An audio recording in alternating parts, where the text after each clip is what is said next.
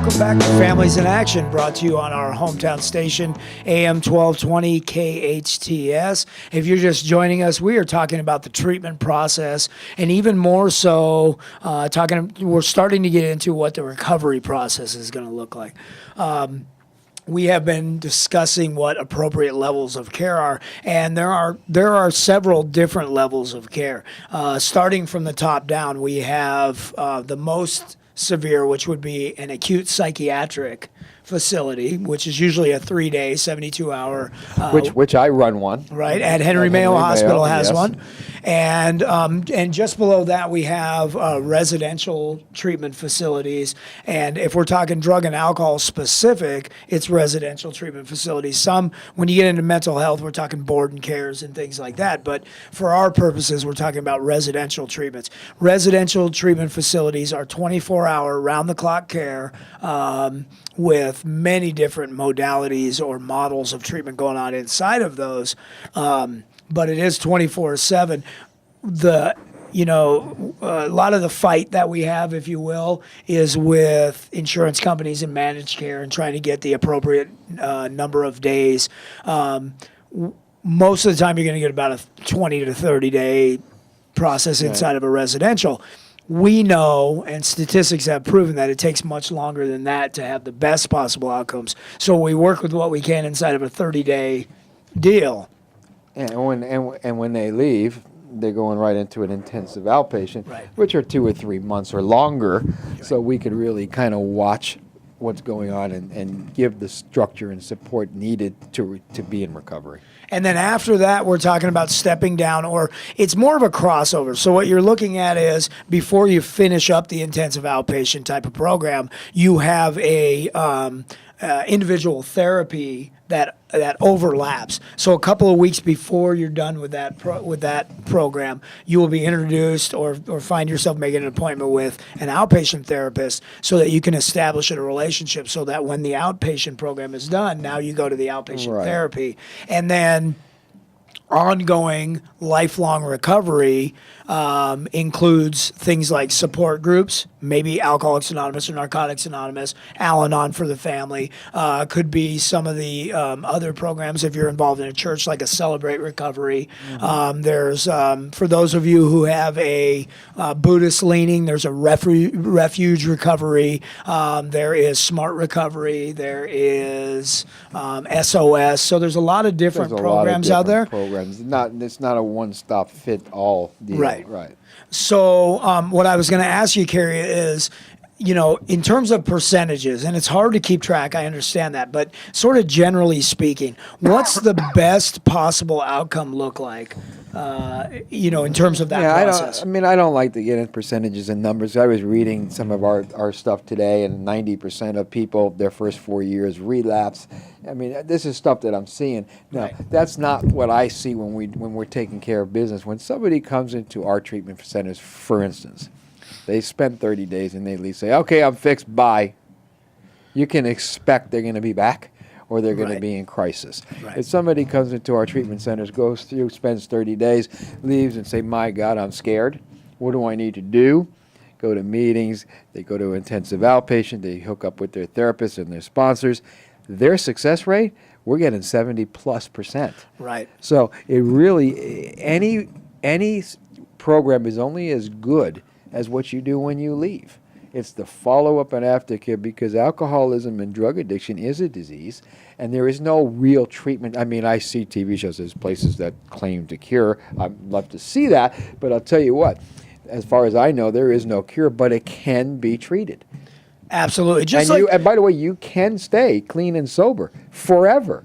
You got to do it one day at a time. Right, and not only that, not only stay clean and sober forever, but stay clean and sober without it being a struggle. Right. Without you having to, oh my God, white knuckle it, and this is so very difficult, and thinking about it all the time. None of that has to take place if you implement the proper treatment. Right. And you got to remember, when we were kids, none of us said, I'm going to grow up and be an alcoholic. That wasn't in the cards, or I'm going to be an addict. Somewhere down the line, we started breaking contracts. We lit up a cigarette when we said we would never do that. We drank some alcohol. We said we would never do that. We smoked some weed. We said we'd never do that. So all of a sudden, we get thrown into a rehab. We get in there and we're gung-ho and we're going to stay sober, and we get a whole new set of contracts. When I leave here, I'm going to stay sober. In fact, I'm going to save the world. I hear that all the time, right? Right. Here's the problem with that. If we forget where we came from and we leave and we start hanging, by the way, getting sober is easy. We just got to change everything. All our friends, our playgrounds, our toys, all the little places that we used to go that trigger those feelings. So there's a whole life change. Yeah. So if we go out there with a new set of contracts and we're willing to make those life changes, don't go to the bar and hang out with John and Joe that we used to drink with. Don't go to the pool hall and with Freddie and who else that we used to get loaded with. Go to a meeting with people instead. If we start doing the stuff that's going to support us, we're going to do good. If we start doing the stuff that got us in trouble in the beginning, we're in trouble. Well, and something for people to understand about staying sober once you're in the recovery process is that the even if you're in that remission, if you will, the addiction doesn't go to sleep. Like, it's not gone anywhere. No. And there are many different things that will trigger those old feelings about getting high, those old feelings about what I want to do. You just talked about feelings. Right. What is the one thing we have to teach adults when they come into our treatment centers? Well, new coping skills for their feelings. Because feelings can lead you right back into using. And because they drank when they had a good day, they wanted to celebrate. Right. They drank when they got depressed. When they got angry, they had to have a drink to deal with that. Now we're taking those coping mechanisms, skills away from them. What are we going to do now? We got to give them some new ones. And we got to give them some new ones. Hey, this is Families in Action on your hometown station, AM 1220 KHTS. We'll be right back. Welcome back to Families in Action, brought to you on our hometown station, AM 1220 KHTS. Cary, we could spend... Literally, you and I could probably spend all day long sitting here talking about all the different situations that people have when they come to treatment, and which is important for me to say because everybody is treated differently. Everybody has a different treatment plan. We've been speaking in generalizations, and inside of those that is a model that works for just about everybody. And as long as inside of that, you have individualized treatment. Everybody's going to have a different family model or a different support group or a different set of circumstances, different things to clean up, like legal issues and stuff like that. So there's a lot of, don't think if you're listening, this is a comprehensive package that we've just offered everybody out. Everybody has a one size fits all. It doesn't work that way. No. Everything's based on individual because, like you said, everybody's individual. Right. And we get people that are, they're going home to a wife and kid. Somebody's going home to nobody. Somebody's going home to their kids, Somebody different tools. Somebody's going to a sober living. Somebody's got court pressure. Somebody's got work problems. So everything is the same but different. A different set of tools for each individual person. We've got a couple of minutes left, and I think it's important in terms of sustaining recovery that we talk about what we started to mention before the last break, is that there are a lot of things that will trigger a person to relapse. And statistics say across the board that that relapse is more likely than not for individuals. It doesn't have to be if a person takes and they identify the different things that could possibly trigger them into relapse. We talked about the situational triggers.